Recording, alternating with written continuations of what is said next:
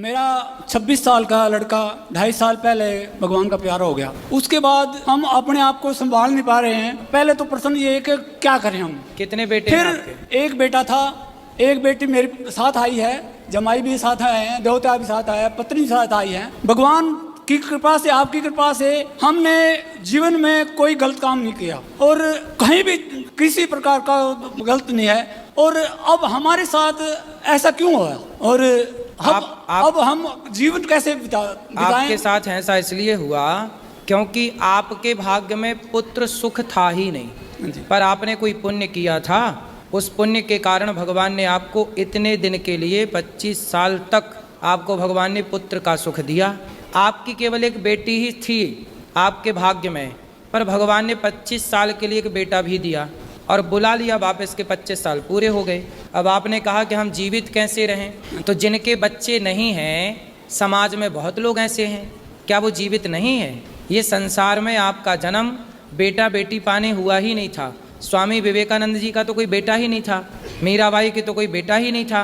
वो बेटा के लिए तो रोई नहीं, वो भगवान के लिए रोई। ये जीवन बेटा बेटी को पाने नहीं मिला, आपका जीवन भगवान को पाने के लिए मिला है। इसलिए बची हुई श्वासें भगवान के नाम समर्पित कर दो, बचा हुआ जीवन भगवान को दे दो। आपके आशीर्वाद अब जो है, करता हूं मैं, जो संसार में आपको दिखे सबको अपने बेटे के भाव से देखो।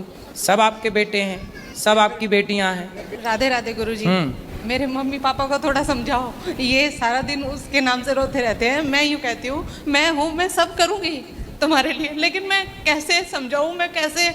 ये दुख बड़ा है, बहुत बड़ी पीड़ा है ये, लेकिन फिर भी ये समझना चाहिए कि हम इस संसार में भगवान को पाने आते हैं। आप ये बताओ, ये मेरे साथ रह सकते हैं ना? ये बिल्कुल बिल्कुल रह सकते हैं। ये कहते नहीं हम नहीं रहेंगे, अपने घर में अलग रहते हैं और अकेले रोते रहते हैं सारा दिन। मुझे भी अलग में रहूं, मुझे भी चिंता रहती है उसकी। इनको समझाओ, ये मेरे साथ बात कराओ। रोने से क्या वापस आ जाएगा बेटा? नहीं महाराज। फिर भगवान के कहाँ से बेटा आपको किसने दिया था? भगवान ने दिया था। तो कहाँ चला गया? भगवान के पास ही चला गया। भगवान के पास चला गया। हम भी भगवान के घर से आए हैं, हम भी एक दिन भगवान के पास जाएंगे।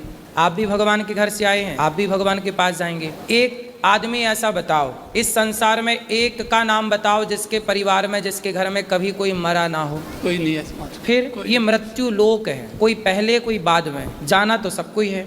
इसलिए मेरे तो गिरधर गोपाल दूसरो ना कोई।